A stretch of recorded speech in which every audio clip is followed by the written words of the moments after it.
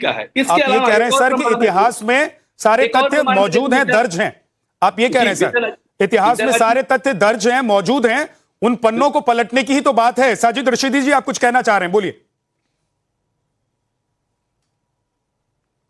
मैं ये कहना चाह रहा हूं, ये जो मेरे इतिहासकार भाई बैठे हैं, यही सारी बातें बाबरी मस्जिद को लेकर भी कही गई थी, लेकिन जब सुप्रीम कोर्ट का फैसला आया तो 4 बातें मुख्य रूप से कही गई उसमें। एक ये कहा गया कि 1949 में मूर्तियां गलत तरीके से रखी गई। एक ये कहा गया कि बाबरी मस्जिद को इल्लीगल तरीके से तोड़ा गया। एक ये कहा गया कि हमें कोई ऐसा अवशेष नहीं मिला जिससे पता चले कि मंदिर तोड़ के मस्जिद बनी हो। चौथी बात यह कही गई कि जो लोग इस कॉन्स्पिरेसी में शामिल थे उनके खिलाफ कार्रवाई होनी चाहिए। ये 4 बातें मुख्य रूप से लिखी हुई हैं, और ये सारे तथ्य जो इन्होंने इतिहासकार भाई साहब ने दिए हैं, सारी चीजें वहां इस तरह की प्रस्तुत की गई थी। सवाल यह है, प्रस्तुत करना अपनी जगह अलग चीज है, इतिहासकार गलत भी हो सकता है, कोई जरूरी थोड़ी कि सारे इतिहासकार सही होंगे।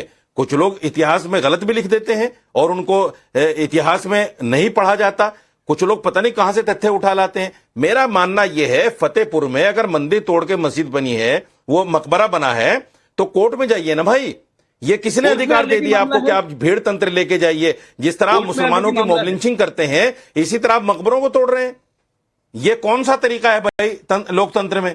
देना जी, ये लोकतंत्र में ये तरीका नहीं हो सकता। भीड़ अगर आप संविधान को मानते हैं, कानून भेजाइए। आप देखिए, एक चीज समझिए, ये भीड़ तंत्र कहां से आ गया भाई लोकतंत्र की जगह? जिहादी प्रोपेगेंडा मत फैलाइए। लोकतंत्र की जगह भीड़ तंत्र कहां से आ गया भाई? इस्लामिक जिहादी तत्व करते हैं। कोई भारत का हिंदू समाज लिंचिंग नहीं करता। अपनी विजयनाथ जी, मेरा ये सवाल है कि लोकतंत्र की जगह भीड़ तंत्र कहां से आ गया? इनको अनुमति किसने दे दी? उसी में छेद करते हैं। शर्म नहीं आती आपको मौलाना? आपको शर्म नहीं आती? आप मुझे बताइए, मेरे प्रश्न का जवाब दीजिए।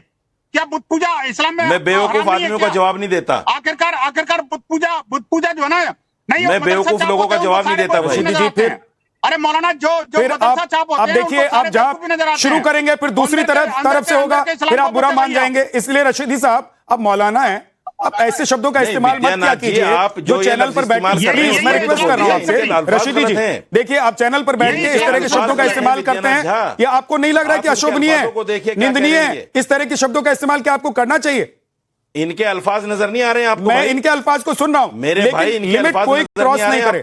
अब एक एक करके बोलिए नजर आ रहे हैं रशीदी जी, एक एक करके बोलिए। नहीं, इनके अल्फाज नजर नहीं आ रहे। मैं रिक्वेस्ट कर रहा हूं दोनों से कि शब्दों का ख्याल रखें, शब्दों का ख्याल रखें। आपको नजर नहीं आ रहे? फैलाइए यहाँ पर एक नेशनल टीवी चैनल पर बैठकर के आपको तथ्यों पर बोलने के लिए समय नहीं है, आपका मादा नहीं है बोलने का, तो कम से कम अपनी इस्लाम, मैं अनपढ़ लोगों के सवालों का जवाब नहीं देता। अपनी इस्लामिक जिहादी मानसिकताएं मत बिखेरिए।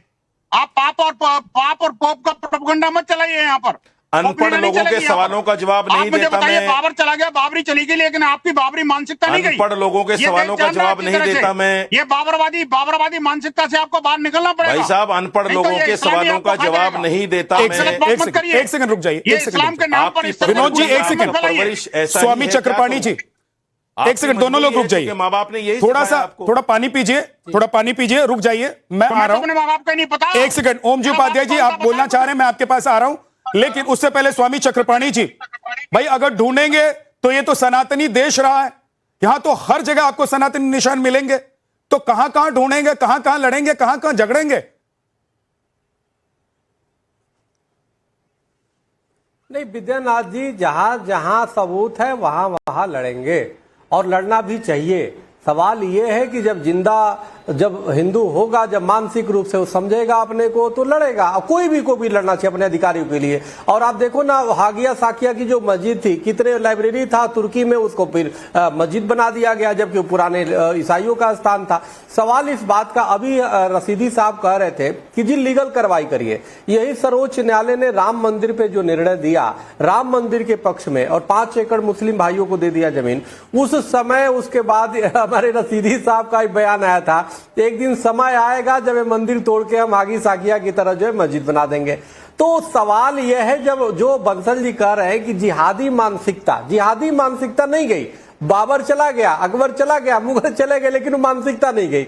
अब दूसरी बात, अभी माननीय सुप्रीम कोर्ट के आर्डर की बात कर रहे थे हमारे मौलाना साहब। देखिए ऐसा है, कई लोगों को आर्डर पढ़ना ही नहीं आता, और हमें भी बहुत साल पहले 10 साल पहले पढ़ने नहीं आता था। कोई कोर्ट का आर्डर आता था तो मैं देखता था कि जो विरोधी आरोप लगाता वो तो वो आर्डर में लिखा हुआ है, तो मैं वकील से कहा कि ये तो क्या लिखा है, ये तो विरोधी बोलता है, उस तरह कोर्ट बोल रहा है। बोला कि नहीं स्वामी जी, होता क्या है कि जब कोई भी कोर्ट आर्डर फाइनल देती है तो पक्ष विपक्ष सबकी बयानों को उसमें डाल दिया जाता है, और यही हुआ। 10,000 पन्ने का जब आर्डर इलाहाबाद हाई कोर्ट का आया तो सब आर्डर थोड़े था भाई, वो तो सभी पक्षों ने क्या क्या बात कही उस सबको रख दिया गया।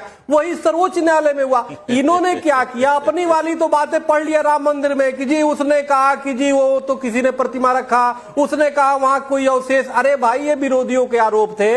अंतिम जो निर्णय हुआ था कि राम मंदिर यहाँ पे है और राम मंदिर बनेगा, और 5 एकड़ भूमि आपको खैरात में दे दी गई, और किसी हिंदू संगठन ने विरोध नहीं किया। तो आप जो माननीय कोर्ट ने सबके पक्षों को रखा है, उसको अपनी वाली पक्ष रख के नेशनल चैनल पर बैठ के पूरे देश को गुमराह कर रहे हैं रसीदी साहब। लेकिन स्वामी जी, पहले तो बात 3 जगहों की हो रही थी ना, अयोध्या, काशी और मथुरा, लेकिन अब हर जगह यह ढूंढा जा रहा है कि कहां कहां पर मंदिर, कहां कहां पर सनातनी चिन्ह, कहां कहां पर मकबरे के नीचे कौन सा मंदिर या कौन से देवी देवता थे। तो ऐसे में तो अराजकता बढ़ जाएगी देश में स्वामी जी।